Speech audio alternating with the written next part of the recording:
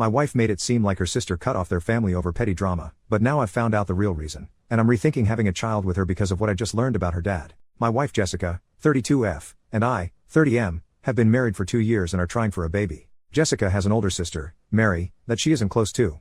She told me that they had a huge falling out over some family drama and just don't speak anymore. I asked a few times about the entire situation, but she would say she doesn't like talking about it and doesn't think it's important. It was Jessica's brother's birthday yesterday and we were all over at his house to celebrate.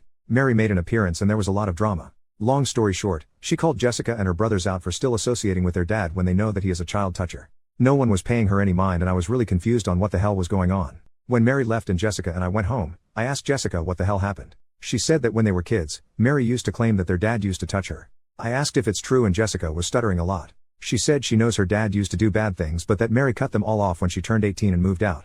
I asked if she is admitting that she knows her dad was a child toucher and did things to his own daughter. She said he doesn't do it anymore and he was just in a really bad place in his life, and he apologized to Mary so there's nothing else anyone can do for Mary. I was honestly appalled. I also feel so terrible for Mary. Jessica made it seem like Mary did something wrong and deserved to be basically exiled from the family. I could have never imagined that this is what happened. I asked if she expects me to now be willing to have that man around our future children and she started shouting at me, saying I'm judging him off something that happened 2 decades ago and whether I like it or not, he is going to be our child's grandpa and he will be in their lives.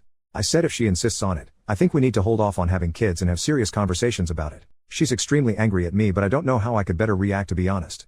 This feels like a huge deal that she is minimizing. I'm totally not in the wrong here, right? Relevant comments. Commenter, not the jerk. You need to run. Please talk to someone from RAIN. They're an organization for victims of SA.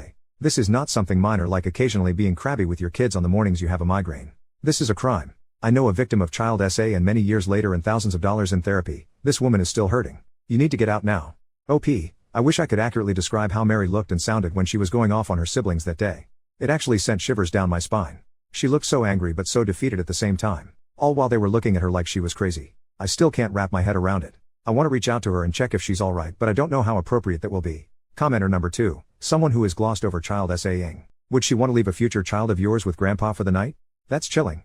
And once you have kids, even if you divorced her for this later, you couldn't get full custody over this if grandpa never went to prison for it and isn't a convicted offender. It's awful all the way around. I can't believe you've been married 2 years before you even hear this story. OP, that's exactly what I was thinking. He never went to prison, never been reported to the police at all and there's no proof of what he did so I would have no case and no power to keep him away from our children. I don't want to feel helpless in what happens to my children. I don't want to fail them like that. I don't think I should even have them with her at any point now that this has all come to light. Commenter, and I bet she did everything she could to hide this from him their whole relationship. OP, I think this is a huge part of why I'm so angry at her. She had so many opportunities to tell me. There are instances where she had to have actively gone out of her way to keep this entire thing from me. And if Mary hadn't shown up to their brother's birthday party, I would have still been in the dark. That thought seriously scares me. Top comment, pedos rarely retire. Update, 11-ish months later. Hi, it's been nearly a year since my initial post so I thought I would give an update.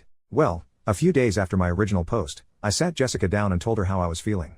I told her I'm not okay with what she and her family had done to Mary. They knew what their dad had done to her but still chose to take his side and make Mary look crazy. I told her I'm also not okay with brushing her father's crimes under the rug. She was quiet and didn't say anything. She didn't try defending herself or her family. She was just staring at me in a very chilling way. Almost like she was indifferent to whatever I had to say and just wanted it to be over. I told her I needed time to myself and I would leave and think about what I wanted to do. Suddenly she was paying attention. She seemed shocked and panicked. She started begging me not to leave, saying I'll get over it in a few days when we get back to how we usually are and things settle down. She said all families have skeletons in their closet and that this can't define our marriage. I said no and I left the house for a few days.